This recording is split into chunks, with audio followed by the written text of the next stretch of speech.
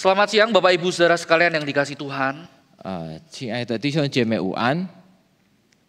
Sungguh bersyukur di hadapan Tuhan kita boleh kembali datang di rumah Tuhan untuk beribadah di saat ini.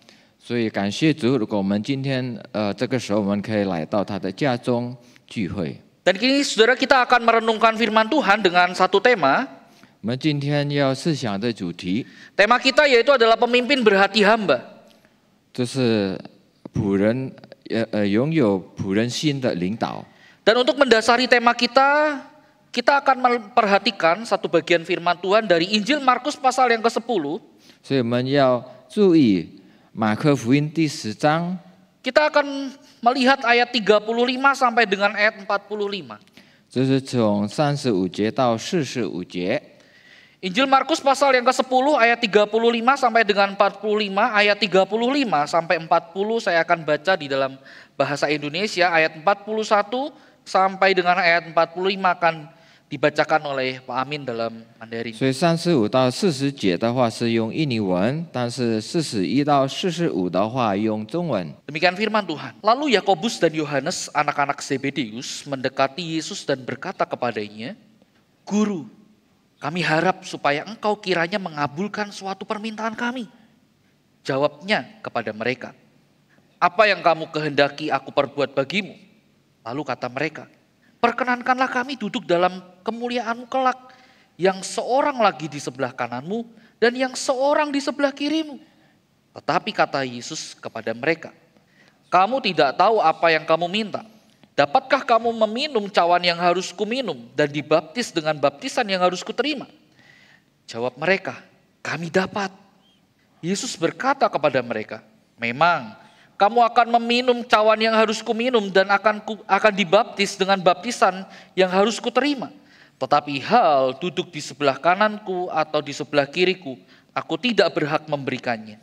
Itu akan diberikan kepada orang-orang bagi siapa itu telah disediakan." 好，41节，那10个门徒听见，就恼怒雅各、约翰。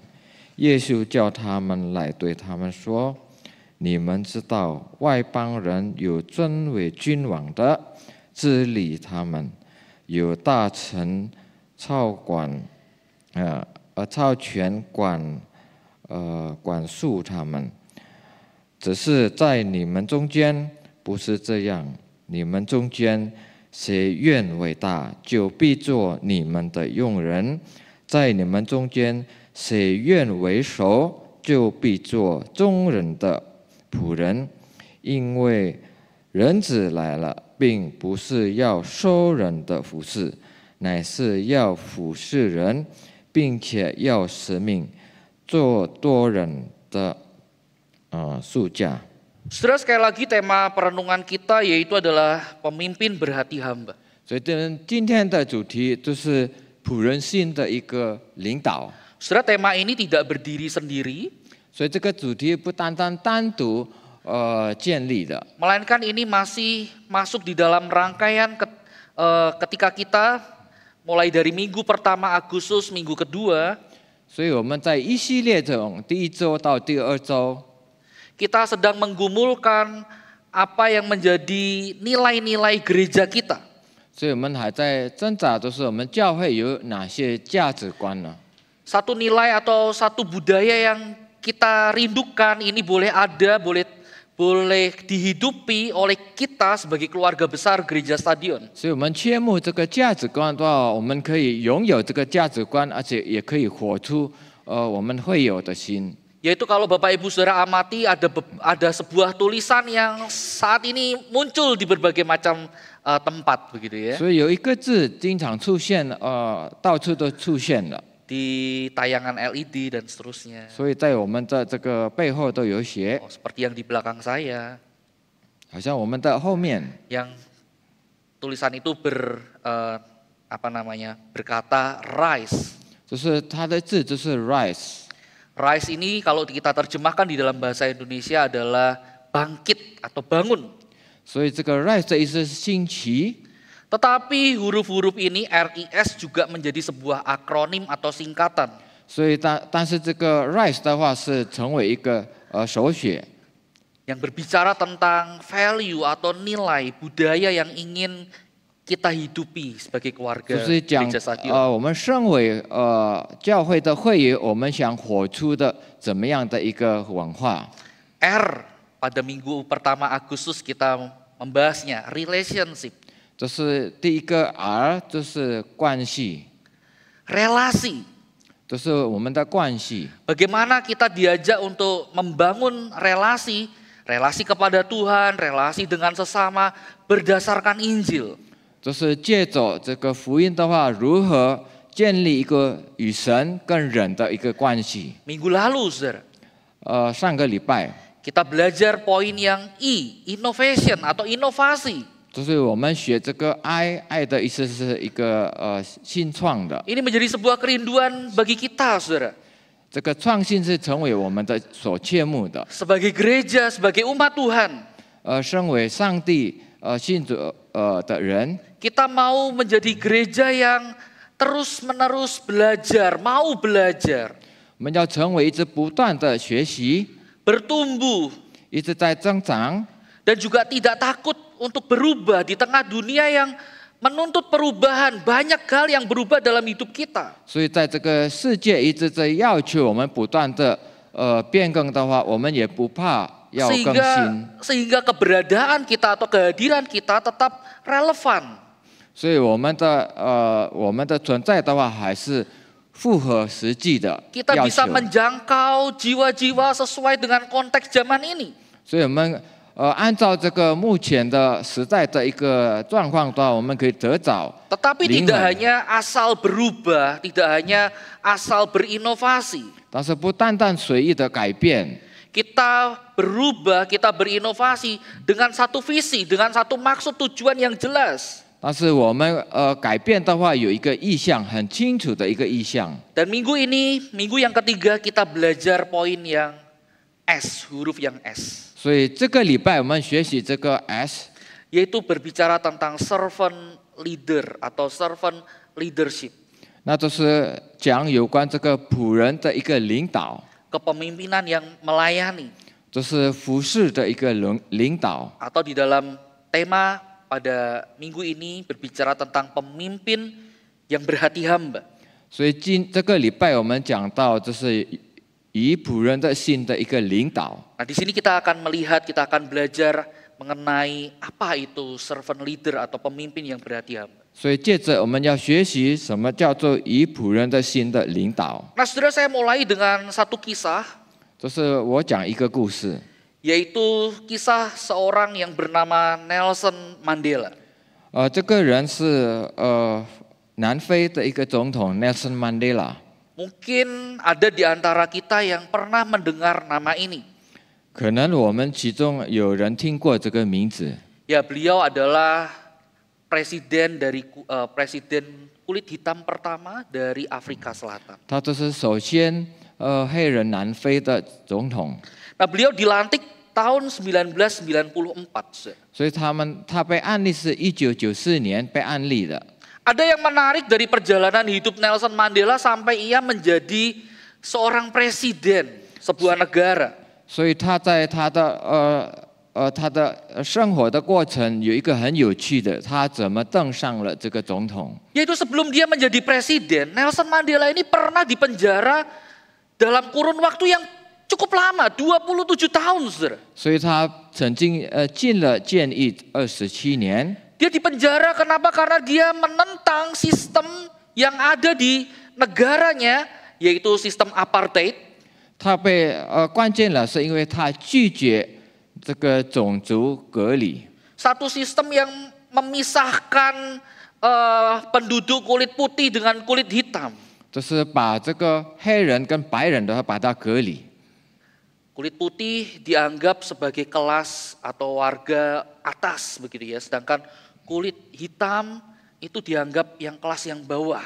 所以白人的话当成这是高等的人，而黑人变成好像低等的人。 Nelson Mandela berusaha melawan atau menentang sistem semacam itu. 所以他反抗这些方法。 Tapi luar biasa akhirnya sistem ini berhasil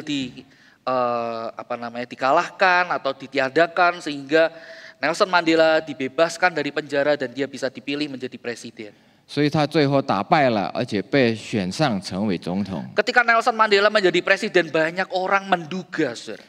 当他选上总统的，有很多人以为， Wah, sekarang Nelson Mandela adalah orang nomor 1 di Afrika Selatan. 所以他成为南非权力最大的人。 Sebagai presiden tentu dia punya power, dia punya kuasa. 所以他成为总统有很大的权力。 Dia bisa, saudara, memanfaatkan semua fasilitas yang dia miliki untuk apa, saudara? 可以使用所有的设备， Untuk balas dendam. 为了报复。 Dulu dia ditindas karena dia berasal dari kulit hitam. 因为他之前的话受压迫，因为他是黑人， Wah, sekarang sudah jadi presiden. 现在已经成为总统， Punya power, punya kuasa. 有很大的权力， Wah, bisa dong balas dendam. 当然可以报仇。 Tetapi ada yang menarik, saudara. 但是有很有趣的是， Ketika Nelson Mandela ini dilantik, 当他被案例的时候， ada pemandangan yang tidak biasa terjadi pada saat itu. 有一个很不平常的景观， Yaitu saudara, Nelson Mandela itu mengundang 3 sipir penjara yang pernah menjaganya ketika Nelson Mandela di penjara. 所以他邀请这个上位看守他在监狱的公务员， Dan 3 sipir itu diberikan posisi yang terhormat, disediakan kursi barisan yang terhormat, saudara. 所以让他坐在一个所谓的地方。 Saudara, banyak wartawan, semua TV menyoroti kejadian ini. 所以很多记者都是看中了这个事情。 Bahkan setelah itu, saudara, ketiga sipir ini diajak acara makan bersama. 所以后来也是被邀请，就是一起聚餐。 Wah, ini saudara, kesempatan Nelson Mandela diwawancarai. 他都是被询问了， Dia ditanya, kenapa dia melakukan hal semacam itu? 你为什么这样做呢？ Nelson Mandela mengatakan begini. 后来内森曼德拉如此说， Kepemimpinan bukan tentang menguasai orang lain. 就是领导的话不是不是有关控制别人， Tetapi tentang membangun jembatan di antara manusia. 但是要建立人与人之间的一个桥梁。 Tindakan Nelson Mandela itulah yang mengubah sejarah Afrika Selatan. 所以他所做的改变了这个南非的历 Mandela 史。 tahu bahwa kepemimpinan itu, saudara, bukan berbicara tentang memiliki kuasa, memiliki power. 所以这个领导不是讲有关我拥有权利， Tetapi kepemimpinan itu berbicara tentang bagaimana memberdayakan orang lain, bagaimana memulihkan keadaan orang lain. 所以领导是讲有关富裕他人，如何使他人恢复起来。 Saudara sekalian kasih Tuhan, menarik sekali apa yang dilakukan oleh Nelson Mandela. 所以内森曼德所做的是很有趣的。 Tetapi tahukah saudara, sebelum atau jauh sebelum Nelson Mandela melakukan hal ini, Yesus sudah terlebih dahulu mengajarkan kepada para murid. 但是这个内森曼德还没有做之前，主耶稣已经如此教导他的门徒。 Saudara, Yesus mengajarkan kepada para murid dan juga kepada kita saat ini bahwa yang namanya pemimpin, setiap orang yang dipanggil untuk menjadi pemimpin, 所以主耶稣教导门徒，也是教导我们现在的我们，就是被呼召成为领导的人。 mereka dipilih, mereka dipanggil bukan untuk menguasai orang lain, 所以他们被呼召不是为了控制他人， bukan untuk bagaimana memenuhi tujuan atau ambisi pribadi, 不是为了达到他自己的野心， bukan untuk dihormati. 不是为了受尊重。 Tetapi setiap orang yang dipanggil untuk menjadi pemimpin harus memiliki hati seorang pelayan yang mau melayani. 而是每个人被呼召成为领导的话，要拥有一个仆人的心。 Inilah saudara yang diajarkan oleh Yesus dalam bagian yang sudah kita baca hari ini. 这就是我们所阅读的这一段经文，耶稣所教导的。 Dan hal ini saudara berbicara luas juga untuk kita, saudara dan saya. 这个不单单讲到当时，也是讲到你我。 Sebab setidaknya saudara, engkau dan saya adalah pemimpin bagi diri kita sendiri. 因为你我的话，是我们成为我们自己的一个领导。Dan tidak hanya itu, bagi orang-orang yang Tuhan tempatkan ada di sekitar kita, 也不单单对我们自己，而是在我们四周围的人。 yang Tuhan percayakan ada di sekeliling kita.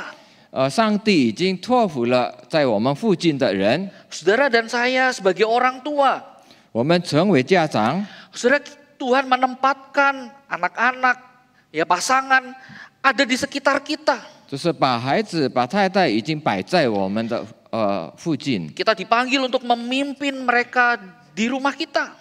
所以我们被呼召要成为在家里的一个领导。 Saudara yang bekerja atau saudara yang mempunyai usaha, membangun usaha, 所以我们拥有事业的话，拥有生意， saudara mungkin memimpin satu tim, saudara punya rekan sekerja, atau mungkin juga ada karyawan yang bekerja kepada saudara. 有可能我们带领一个小组，或者我们有手下的人为我们工作。 Mereka Tuhan tempatkan ada di sekitar kita, sekeliling kita, untuk kita juga tolong mereka. 所以上帝已经把他们就是摆设在我们的四周围，让我们帮助他。 Itu menunjukkan kepada kita, saudara, 那就是要表露出来， kita semua, 就是我们所有的人， apapun yang menjadi profesi kita, 无论我们的专业是什么， atau jabatan kita mungkin, 我们的职位是什么， latar belakang kita, 我们的背景是什么， saudara, kita adalah pemimpin-pemimpin yang Tuhan tempatkan di berbagai macam konteks kehidupan. 所以上帝已经把我们摆设在各处的一个领导。 Dan sebagai seorang pemimpin kita dipanggil untuk meneladani Yesus. 所以我们成为一个领导，我们被呼召是为了什么？要学习主耶稣的榜样。 Ini pusat panggilan kepemimpinan kita. 这就是我们呼召领导的一个中心重点， Bukan mengejar pengakuan atau memenuhi ambisi pribadi, mendapat kehormatan. 不是为了去追这个世上外在的一个名望地位， Tapi bagaimana kita memberdayakan, bagaimana kita menolong orang-orang lain demi kepentingan mereka. 所以为了他们的利益，我们如何赋予他人，帮助他们。 Dan dalam bagian firman Tuhan ini, Yesus memberikan kita paling tidak 2 ciri orang yang disebut pemimpin berhati hamba. 所以在这一段经文中，主耶稣给我们一个以仆人的心的领导的2个特征。 Ya, dalam perenungan saya paling tidak ada 2 hal yang Tuhan ajak kita belajar bagaimana kita menjadi seorang pemimpin yang berhati hamba. 所以有2个教训的话，上帝要带领我们成为一个以仆人的心的领导。 Namun sebelum kita akan melihat 2 hal tersebut, saudara, 我们还没看出这个2点之前， saya ingin mengajak kita untuk melihat kembali konteks dari bagian yang tadi kita baca. Markus pasal 10 ayat 35 sampai 45. 所以我们先看出这个第35到45节的一个背景是什么呢？ Ketika kita mengenal atau kita mengetahui konteks bagian ini, kita akan melihat betapa radikalnya, betapa luar biasanya ajaran Yesus ini, saudara. 所以我们可以知道它的背景的，我们就知道主耶稣的教导多么的很极端的一个导反。 Tentu saja radikal yang saya maksud bukan seperti yang mungkin ada yang kita lihat, yang keras, yang kurang baik, ya, ada sisi negatifnya. 所以我们所谓的极端的话，不是强硬的极端， Tetapi ini lebih berbicara tentang bagaimana apa yang diajarkan Yesus itu tidak seperti yang dunia ajarkan atau inginkan. 而是我们看出主耶稣的教导跟这个世界所教导的倒反过来。 Nah, saudara, di zaman itu, 当时， dan saya rasa mungkin masih ada juga ya di zaman ini, 所以在当时，但是现在也是有。 orang Romawi, orang Yahudi melihat seorang pemimpin adalah seorang yang punya kuasa, punya kehormatan yang luar biasa.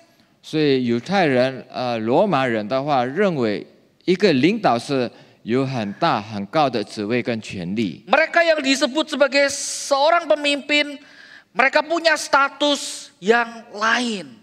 所以他们身为领导者的话，有不同的一个职 Inilah 分。 yang membedakan bagaimana mereka diperlakukan dibanding orang yang tidak punya status sebagai pemimpin. 那就是他们所得到的一个对待是与众不同。 Tentu saja sebagai seorang pemimpin mereka akan mendapat tempat yang utama. 所以他们成为领导的话，这样得到一个所谓的位置地方。 Dalam dunia Romawi, saudara, ada sebuah gelar seperti pemberi anugerah atau benefactor. 所以在这个罗马的话，有被称为所谓的恩人。 Di mana para penguasa, para pemimpin ini seringkali mereka membagikan, mereka memberikan apapun itu kepada orang lain. 所以他们经常都是赐给很多人， Untuk apa, saudara? 为了什么呢？ Untuk mengikat mereka. 为了要捆绑他们， Supaya orang-orang yang diberi itu berhutang budi. 好像是他们得到帮助的人需要报复这个领导。 Dengan demikian, para pemimpin ini bisa menguasai atau bisa memanfaatkan mereka.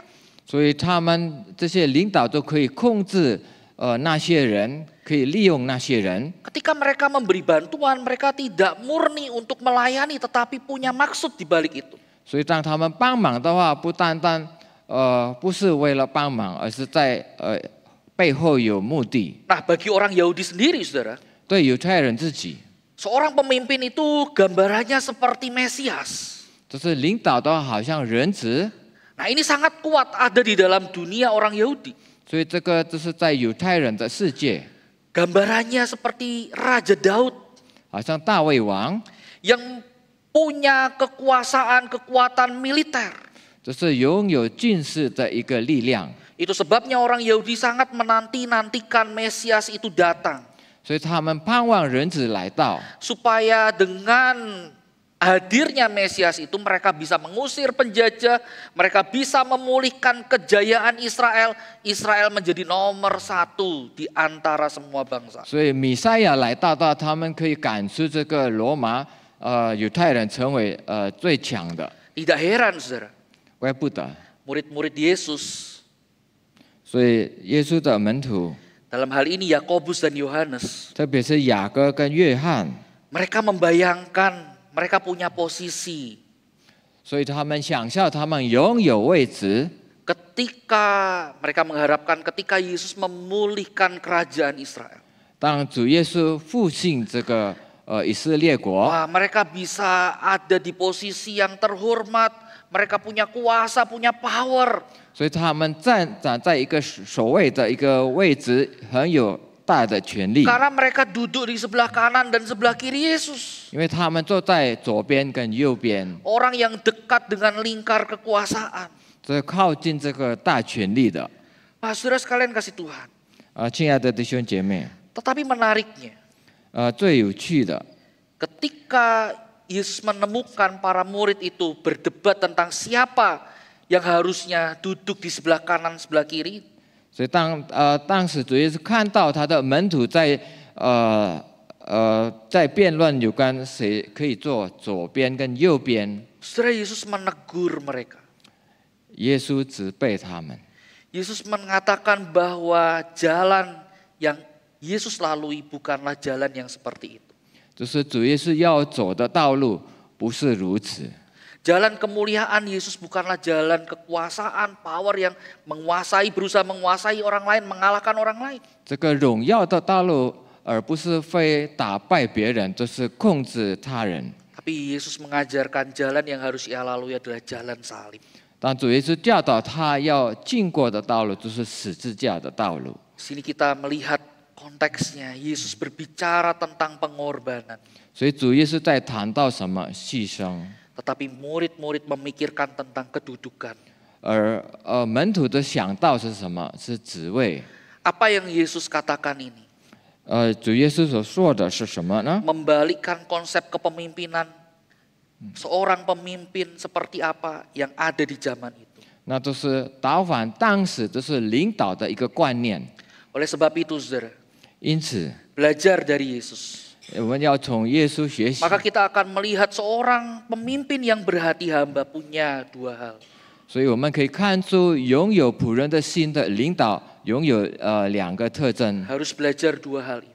必须学习两种。 Yang pertama adalah pemimpin berhati hamba adalah pemimpin yang mau melayani dengan kerendahan hati. 所以第一就是用谦卑的心服侍， Pemimpin yang melayani dengan kerendahan hati. 就是用谦卑的心服侍的一个领导。 Saudara sekalian yang kasih Tuhan, 亲爱的弟兄姐妹， pelayanan atau apa yang dilakukan oleh Yesus 就是主耶稣所做的圣工或者服侍， tidak berangkat dari keangkuhan. 不是出于骄傲的心。 Melainkan kalau kita melihat, 如果我们看到， kita akan menemukan bagaimana Yesus yang adalah Allah itu. 就是我们可以发现，耶稣就是神， Ia pemilik segala sesuatu. 他拥有一切， Di tangannya segala kuasa, segala kekuatan berada. 就在他的手中，他掌权了一 Tetapi 切。 ia rela melepaskan semuanya itu. 但他已经甘愿了放弃一切， Ia rela meninggalkan itu. 他已经愿意离开了这一切。 Paulus mengatakan, ia rela mengosongkan diri. 保罗说他愿意虚己， Untuk apa, Sir? 为了什么呢？ Untuk melakukan panggilan yang Bapa berikan. 为了实行他天父的一个呼召。 Saudara, jelas ini berbanding terbalik dengan sekali lagi Yakobus dan Yohanes. 这就是跟这个约翰跟雅各倒反过来， Permintaan mereka kepada Yesus 他们向耶稣的一个要求， untuk duduk di sebelah kanan, sebelah kiri di dalam kemuliaan Yesus. 在就是荣耀里可以坐在左边跟右边。 Saudara, mereka masih menganggap bahwa yang namanya kedudukan lebih penting daripada kerendahan hati. 所以他们认为的话，职位的话比谦卑更加重要。 Di sini Yesus mengatakan, 所以耶稣说了， barang siapa ingin menjadi besar di antara kamu, hendaklah ia menjadi pelayan. 谁愿伟大的话，就必做你们的用人。 Bagian ini Markus menggunakan kata pelayan itu dengan kata diakonos. 所以在这一段经文的话，马克是用这个仆人、奴仆的， Orang yang melayani di seputar meja makan. 都是在这个餐桌尾的服侍的人。 Sebuah gambaran pekerjaan yang rendah pada saat itu. 这看得出来，奴仆是很卑微的一个工作。 Seakan Yesus ingin berkata kepada para murid dan kepada kita. 似乎耶稣想跟我们跟他的门徒说， Bukan berapa banyak orang yang melayani kita. 不是有多少的人服侍我们， Bukan seberapa tinggi kedudukan yang kita miliki. 也不是我们有多高的一个职位， Melainkan berapa banyak yang kita layani dan seberapa rendahnya kita mau melayani. 而是我们已经服侍有多少的人，而且我们也是以多低的一个仆人的心服 Apa 侍 yang Yesus 他们。 ajarkan ini benar-benar mengubah ukuran kebesaran pada saat itu, saudara. 主耶稣所教导的改变，当时就是谁伟大的一个观念。 Seorang pemimpin dipanggil untuk memimpin bukan dengan rasa angkuh. 就是一个领导被呼召，不是用骄傲的心， Tetapi seorang pemimpin dipanggil untuk memimpin dengan kerendahan hati. 而是一个领导被呼召是使用这个仆人的心。 Inilah inti dari kepemimpinan yang sejati, 这就是真正领导的一个中心， yaitu adalah hati. 就是心。 Dan Yesus menegaskan hal ini, saudara. 主耶稣强调了这一切， Tidak hanya 这一点。 melalui pengajarannya, 不单单经过他的教训， tetapi melalui tindakan. 而是也是经过他的行动。 Tentu kita mengingat bagaimana Yesus yang adalah guru mau membasuh kaki para murid, saudara. 所以我们记得，就是耶稣成为负责的话，洗他门徒的脚， Bagian yang terkotor pada saat itu dari seseorang. 就是这个脚的话是最肮脏的一个部分， Banyak orang mungkin enggan untuk melakukan itu. 所以很多人是懒得去做， Tetapi Yesus mau melakukannya. 但耶稣愿意做了。Yesus mau mengajarkan kepada kita. 耶稣要教导我们， Seorang pemimpin yang berhati hamba adalah seorang yang mau melayani dengan kerendahan hati. 所以一个有仆人的心的一个领导的话，用人的心服侍， Bukan untuk memenuhi ambisi pribadi, 不是为了达到自己的野心， tetapi mau belajar meneladani Kristus. 而是要学习主耶稣的榜样。 Saudara, mari kita refleksikan hal ini. Kita jujur kepada diri kita. 我们要检讨我们自己。 Tentu saudara, kita masing-masing memiliki keinginan untuk dihargai, keinginan untuk diakui, keinginan untuk mendapatkan kursi terbaik. 所以我们承认，我们每个人都是想被尊重的话，想坐在首位的地方。 Entah itu di rumah, 不管在家里， entah itu di tempat kita bekerja, 无论在我们工作的地方， atau bahkan ketika kita ada di rumah Tuhan. 也是无论在我们在神的家中。 Tapi ketika kita mau melihat teladan seperti apa yang Yesus ajarkan, 如果我们要看出主耶稣所教导的一个榜样， bagaimana saudara engkau dan saya dipanggil untuk menjadi pemimpin yang melayani dengan kerendahan hati. 所以你我的话被呼召，要用一个很卑微的心服侍他。 Nampaknya setiap hari kita perlu bertanya kepada diri kita. 所以我们每天要自问， Apa yang saat ini sedang saya bangun? 所以我目前所建立的是什么呢？ Apakah saya sedang membangun kerajaan saya sendiri? 建立自己的国家呢？ Kemegahan diri saya? 结果呢？自己的一个威望呢？ Atau kita sedang membangun kerajaan Allah? 还是我们在建立天国？ Pelayan yang berhati hamba, 就是有仆人的心的领导， tidak bergantung pada jabatan 不是依靠职位， atau posisi status kedudukan, 也不依靠身份， tetapi hati yang mau rendah hati. 而是就是谦卑的心。 Sehingga bahkan tanpa posisi resmi pun, 就是没有正式的一个职位， kita bisa menjadi pemimpin yang menjadi berkat bagi orang lain. 我们也可以成为一个祝福别人的领导。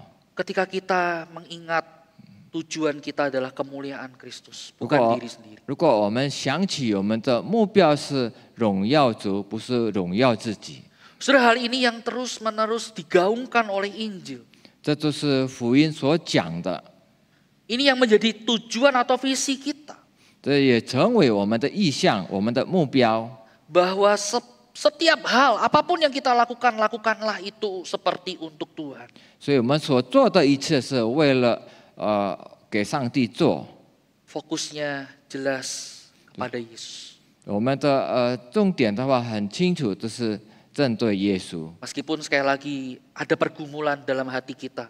甚至于我们心里有挣扎， Itulah sebabnya setiap hari kita perlu bertanya, mengingatkan diri kita. 所以我们每天必须自问，提醒我们自己： Kerajaan siapa yang sedang kita bangun?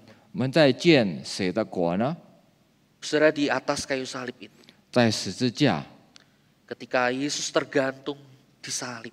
在当主耶稣被钉十字架， Saudara, Yesus tidak memikirkan dirinya.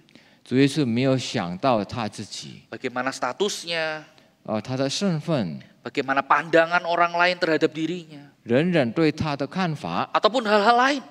甚至其他的问题， Yesus tidak memikirkan hal itu. 耶稣都没有想过这个问题。 Hanya ada satu, saudara, yang ada di dalam pikiran Yesus. 他就想到一件事情，在他的脑海里， Itu bagaimana engkau dan saya sebagai orang-orang berdosa, 就是他对你我成为罪人， kita beroleh pengampunan. 我们得到赦免， Kita ditebus oleh karena dosa-dosa kita. 就是因为我们的罪，他已经担当了救赎了我们， Dan kita diperdamaikan kembali dengan Bapa. 而且我们与上帝与天父的关系和好了。 Saudara sekalian kasih Tuhan, 亲爱的弟兄姐妹， mari kita belajar 让我们学习， untuk meneladani Kristus. 就是耶稣基督的榜样。 Kita melayani, kita menjadi seorang pemimpin dengan satu hati, yaitu adalah kita mau menjadi pemimpin yang rendah hati. 所以我们服侍，我们成为领导的话，有一个目标，我们要用谦卑的心服侍， Yang mau melayani dengan kerendahan hati. 就是用谦卑的心服 Yang 侍。 kedua, saudara, 第二点， seorang pemimpin yang berhati hamba adalah pemimpin yang setia. 就是拥有仆人心的一个领导，他是忠心的人。 Saudara, Yesus selalu bertanya kepada Yakobus dan Yohanes. 这是耶稣问了雅各跟这个约翰， Ketika mereka minta duduk sebelah kanan, sebelah kiri, 所以当他们要求给这个左边跟右边的位置， Yesus bertanya, dapatkah kamu meminum cawan yang harus kuminum? 他问了：“你能喝我要喝的杯吗？” Saudara, di sini cawan berbicara tentang bagaimana penderitaan atau pengorbanan yang harus dibayar, saudara. 所以这个杯的意思是，就是主耶稣将付出的一个苦难。 Satu hal yang tentu tidak menyenangkan atau mengenakan. 所以这是很难受的事情， Seperti gambaran di dalam perjanjian lama. 就好像旧约的一个描述。 Seringkali kata cawan ini diidentikan atau dipadankan dengan murka Allah. 所以这个杯的话，在旧约所谓的杯是什么？是上帝的一个怒杯。 Yaitu cawan murka Allah. Kita bisa melihat dalam Yesaya 51 ayat 17. 所以在这个以赛亚书51章第7节的话，是上帝的怒杯。 Yeremia 25 ayat 15. 耶利米书25章15节。 Saudara, tetapi menariknya mereka berdua menjawab kami bisa. 但很有趣的，他们怎么回答？我能，我们能。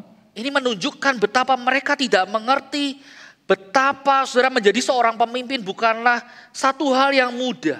所以他们真的不明白，就是成为一个领导是不容易的事。 Sama seperti apa yang dialami oleh Yesus. 就是好像耶稣所经历的， Ada harga yang harus dibayar 他必须付出代价。 di dalam penderitaan dan pengorbanan salib itu. 就是在他的这个苦难，他在十字架的牺牲。 Saudara sekalian kasih Tuhan, ketika Yakobus dan Yohanes mengatakan kami bisa, mereka belum sepenuhnya mengerti konsekuensi apa itu maksudnya. 所以当他们说我们能的话，他们还不知道这个后果是什么。 Saudara, di dalam kerajaan Allah memimpin berarti siap memikul salib, siap bayar harganya. 所以在天国的话，如果能，他的意思要背起十字架，要付出代价。 Bukan hanya sekedar berbicara, oh kita akan menerima mahkota. 所以不单单我们这样得到的一个冠冕， Saudara, seringkali itu yang digaungkan. 所以这个经常所听 Oh 到的。 kalau kita melakukan ini, melakukan itu untuk Tuhan, nanti kita akan mendapatkan mahkota. 所以我们如果做什么事情，我们将得到这个荣耀的冠冕。 Tapi seringkali salib itu lupa untuk diberitakan. 而是我们经常就忘记十字架， Lupa untuk dilakukan. 我们经常忘记要施行十字架。 Itu sebabnya saudara untuk menekankan hal ini. 所以为了强调这一点， Saudara, Yesus tidak lagi menggunakan kata pelayan. 所以主耶稣并没有用这个用人仆人， Di ayat 44, Yesus menggunakan kata hamba. 所以在第14节的话，耶稣用了仆人， Satu kata yang lebih tegas lagi. 就是更强硬的。 Hamba menggunakan kata di bagian ini adalah doulos, yang kita juga bisa terjemahkan sebagai budak. 所以这个仆人在这一点的话，是他的原文的意思是什么？是奴仆。 Budak pada zaman itu tidak punya hak apa-apa, saudara. 所以奴仆没有好物权利。 Hidup sepenuhnya adalah milik tuannya. Tuannya mau ngapain, mau memperlakukan seperti apa, terserah tuannya. 所以他的生命是属于主人，主人要怎么看待他是看主人。 Nah, saudara, Yesus menggunakan istilah ini untuk menegaskan bahwa kepemimpinan secara Kristiani berarti melepaskan hak. 所以主耶稣用这一点的话，就是基督教的一个领导的意思是放弃了你的权利， Rela menanggung beban 就是要担当了负担，要负担的， dan mau berkorban demi orang lain. 而且愿意为别人牺牲。 Saudara, bukankah hal ini menjadi sebuah hal yang tidak mudah untuk kita lakukan? 这个是成为对我们来说是不容易做的。Karena kecenderungan kita adalah kita mencari apa, saudara? Mencari kenyamanan, kita mencari hal-hal yang lebih menyenangkan diri kita. 所以我们经常我们的去向是对我们自己感到舒服， Prinsip ekonomi mungkin akan berlaku dalam bagian ini. 这是经济的一个原则。 Ya, dengan modal sedikit-sedikitnya untuk meraup keuntungan yang sebesar-besarnya. 那就是要付出最小的，会得到最大的收获。 Itu salah satu pelajaran ekonomi yang saya masih ingat. 这就是经济的一个教学，我还记得。 Yang lain saya sudah lupa. 其他的我都忘记了。 Nah, saudara, kecenderungan kita adalah seperti itu. 我们的去向就是如此。 Apa itu melepas hak? 那就是什么放弃权利呢？ Apa itu menanggung beban? 就是什么要担当别人担当负担呢？ Untuk apa saya berkorban? 我为什么为别人牺牲 saya 呢？ tidak mau. 我不要了。 Saudara, seringkali itu yang menjadi posisi kita. 这成为我们所选择的。 Tapi dalam bagian ini kita diingatkan. 而我们在这一点，我们被提醒， Seorang pemimpin adalah seorang yang mau setia meskipun harga yang harus dibayar terlalu besar. 身为真正的领导的话，虽然要付出的代价何等的大，他还是仍然忠心。 Tuhan memanggil kita untuk itu. 上帝呼召我们为了这一点， Sama seperti yang Yesus lakukan. 这就如耶稣所做的。 Harga yang harus dibayar adalah salib dan Yesus tetap setia berjalan dalam jalan salib. 所以主耶稣必须付出的牺牲代价都是十字架，他还是仍然忠心到底。 Saudara, Mother Teresa pernah diwawancarai. 这个德蕾莎修女曾经被询问了， Dia ditanya, 她被问了， apakah kamu tidak bosan melayani orang kusta di daerah ini? 你一直都是在服侍这些穷人的话，不感到厌烦吗？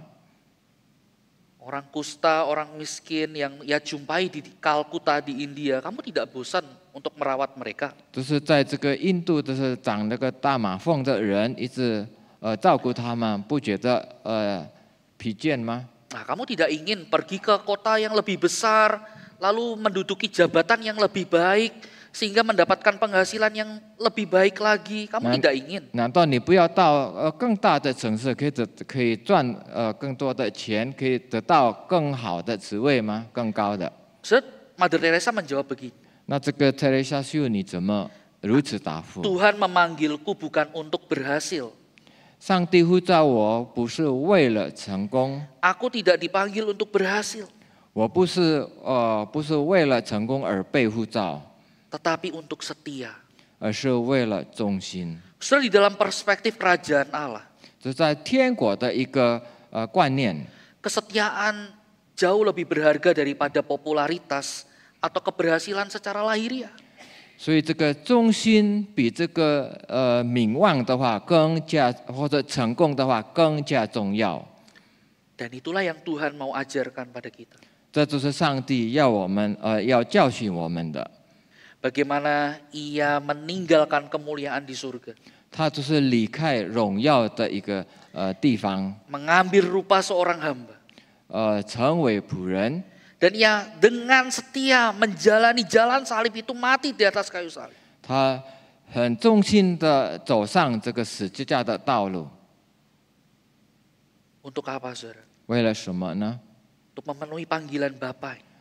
为了完整了天父的呼召。 Saudara, Injil inilah yang harusnya memberi kita motivasi, teladan, dan kekuatan untuk kita menjadi pemimpin yang berhati hamba. 所以这个福音的话，要成为我们成为真正领导的一个动机。 Motivasi karena Kristus telah lebih dulu melayani kita. 这动机就是主耶稣已经先服侍我们， Memberi teladan karena Kristus telah memimpin dengan kasih dan kerendahan hatinya.